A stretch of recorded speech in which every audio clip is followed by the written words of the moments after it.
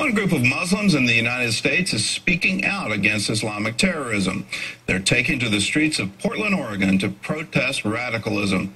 Gary Lane has their story. Pakistani Muslims rally in support of their nation's blasphemy law and cheer the assassin who killed a governor.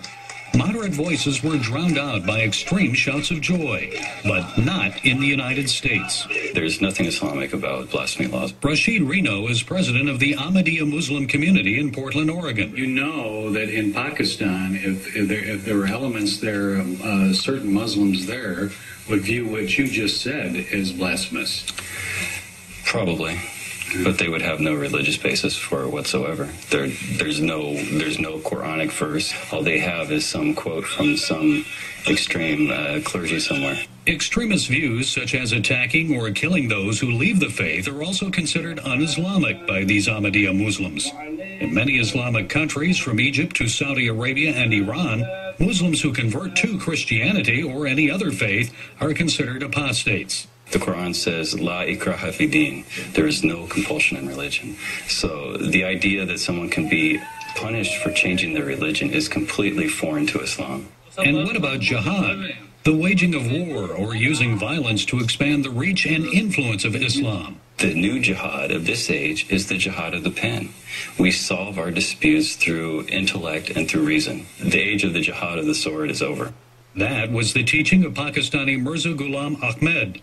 He founded the Ahmadiyya sect in 1889 and taught against violence and the mixing of spirituality and politics.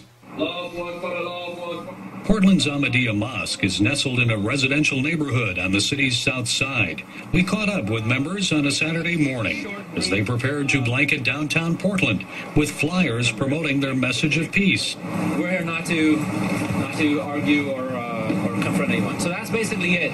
We later found them distributing flyers at Pioneer Square, the same place where young Somali Muslim Mohammed Asman Mahmoud allegedly plotted to detonate a weapon of mass destruction. FBI agents arrested him as Portlanders gathered for a Christmas tree lighting ceremony.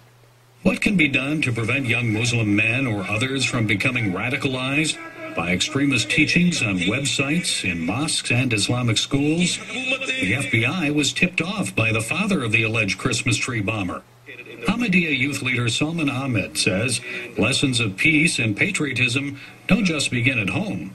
Their parents, their family, and then the circles in which they live in, their schools, if they go to a mosque, the mosques all have a responsibility to ensure that our children walk the right path. And it isn't just the adults that are involved in handing out these flyers from the Ahmadiyya Mosque here in Portland, but also some young people like 13-year-old Shuja. So why are you doing this? I'm just doing this to promote the message that Muslims are not people that we see on TV every day. The people that are bombing buildings, that the people that do that are going against the teachings of Islam.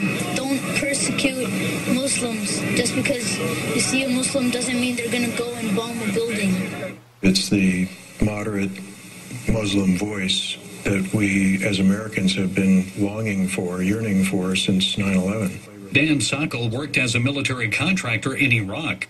He now shares his experiences while teaching a course at Vancouver's Clark College. This is almost a 2-for-1, where it's not just a courageous, a bold step forward on behalf of moderate Muslims everywhere, but it's specifically in reaching out to those younger generations that it should be our greatest concern. I think the voice that I represent is a voice of not only reason but also courage. Reverend Anton DeWitt is with the First Congregational United Church of Christ of Portland. It's a voice that we dare not lose, and we should do everything within our power to protect this voice. So how can evangelical Christians show support without compromising their faith? CBN News visited Multnomah Biblical Seminary, where we met with Paul Metzger, professor of theology and culture. He says Christians must hold true to their biblical and theological convictions about God and salvation. but always moving through them toward engaging the other.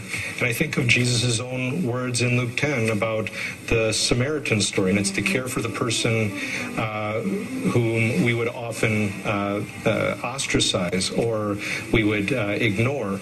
And Jesus says, your neighbor is the person not like you, least like you, conviction with compassion. That's what Scripture calls us to. What's going on telling people that Muslims are peaceful people? As for young Ahmadiyya Muslims like Shuja, you may see them on a street corner in your city, handing out brochures and spreading a message of peace and moderation, with or without the supportive voices of others. Gary Lane, CBN News, Portland, Oregon. Well, Muslims for Peace, that's a story you're not going to see anywhere else, but we're bringing it to you to let you know there are voices within the Muslim community that are asking for peace and saying radical terrorism is not part of our religion. Historically, that group in Pakistan ended up in the 1920s, 1930s being very instrumental in coming to peace with Mahatma Gandhi, and it ended up in the partition of Pakistan and India, which has not been a peaceful relationship since because the radicals have taken over. So we need to encourage these voices, and I'm all for it. Christy? You know what was neat about that story, Gordon, is I was sitting there thinking, like Gary Lane said, how as we Christians, how can we support them even though we don't necessarily share that same mindset or the same religion? And it is like Jesus calls us to do, to love our neighbor, to support them and to help them, but, you know, still stay strong to the belief of Jesus Christ. There's another one, and it's from Luke chapter 10, where he's sending out the 70 to go preach the gospel. I mean, he's telling them to go witness, go evangelize, go be missionaries, essentially.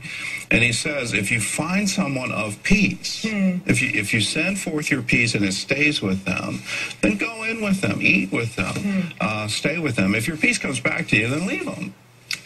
So, you know, there's plenty of room here, if you will, for us to get along and still stay true to Christian tenets. Absolutely.